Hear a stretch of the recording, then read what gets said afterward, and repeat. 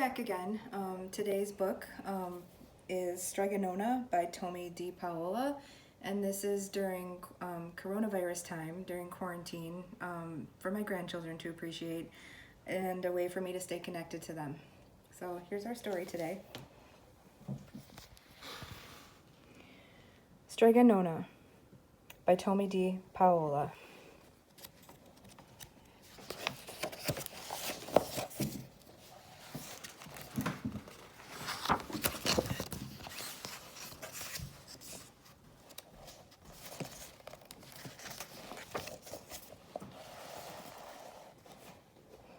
In a town in Calabria a long time ago, there lived an old lady everyone called Strega Nona, which meant Grandma Witch. Although all the people in town talked about her in whispers, they all went to see her if they had troubles. Even the priest and the sisters of the convent went because Strega Nona did have a magic touch. She could cure a headache with oil and water and a hairpin. She made special potions for the girls who wanted husbands. And she was very good at getting rid of warts. But Strega Nona was getting old and she needed someone to help her little house and garden, so she put up a sign in the town square.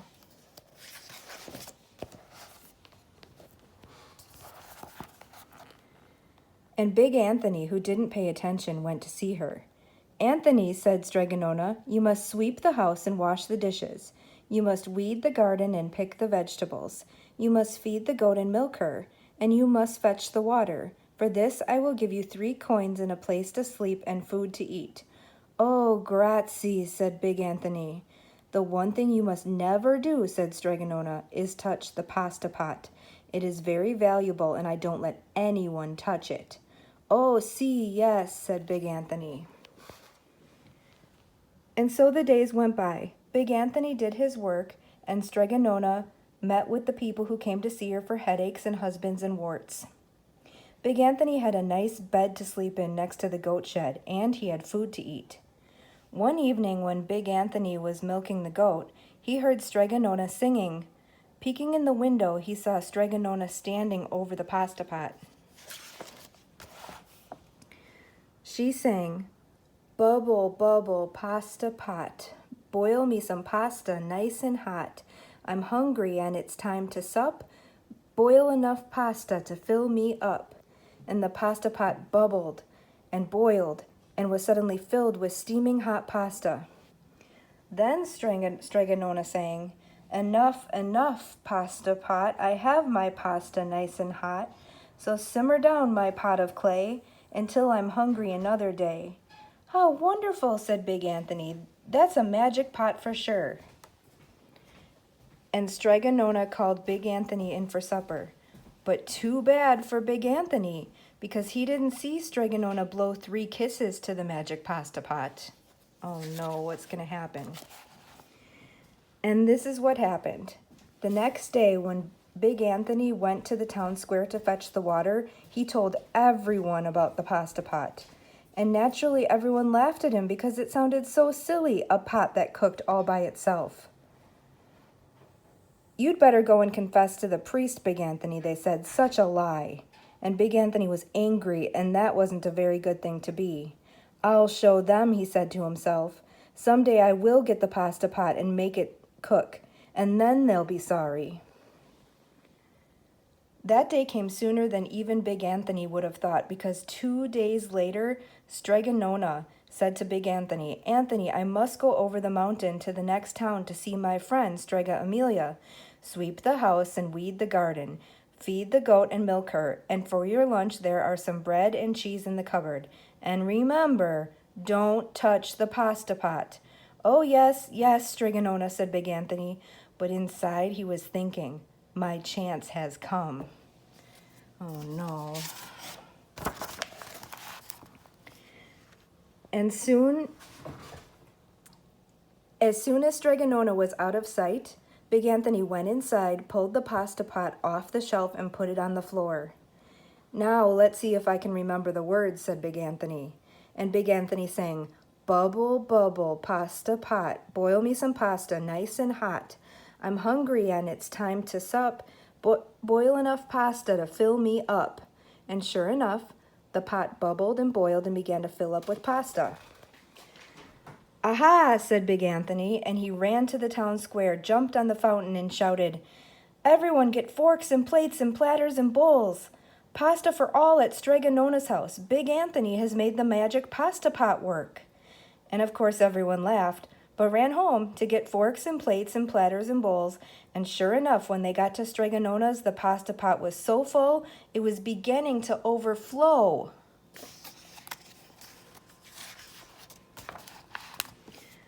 Big Anthony was a hero. He scooped out pasta and filled the plates and platters and bowls. There was more than enough for all the townspeople, including the priest and the sisters from the convent. And some people came back for 2 and 3 helpings, but the pot was never empty. When all had had their fill, Big Anthony sang, "Enough, enough, my pasta pot, I have my pasta nice and hot, so simmer down, my pot of clay, until I'm hungry another day." But alas, he did not blow the 3 kisses. He went outside, and to the applause of the crowd, Big Anthony took a bow. He was so busy listening to the compliments from everyone that he didn't notice the pasta pot was still bubbling and boiling, until a sister from the convent said, "Oh, Big Anthony, look!" And pasta was pouring out of the pot all over the floor of Strega Nona's house and was coming out the door. Big Anthony rushed in and shouted the magic words again, but the pot kept boiling. He took the pot off the floor, but pasta kept pouring from it. Big Anthony grabbed a cover and put it on the pot and sat on it. But the pasta raised the cover, and Big Anthony as well, and spilled on the floor of Strega Nona's house. Oh no, what is he gonna do? "Stop!" yelled Big Anthony. But the pasta did not stop, and if someone hadn't grabbed poor Big Anthony, the pasta would have covered him up. The pasta had all but filled the little house. Out of the windows and through the doors came the pasta, and the pot kept right on bubbling. The townspeople began to worry. "Do something, Big Anthony," they shouted. Big Anthony sang the magic song again, but without the 3 kisses, it did no good. By this time, the pasta was on its way down the road, and all the people were running to keep ahead of it.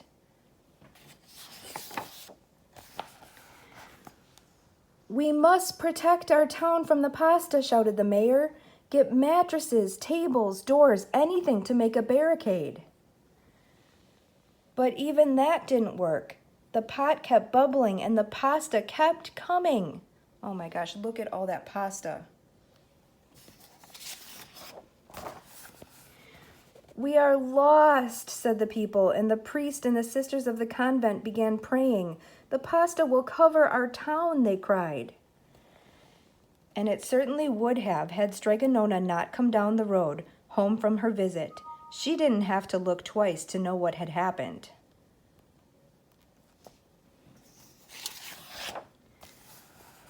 She sang the magic song and blew the 3 kisses, and with a sputter the pot stopped boiling and the pasta came to a halt.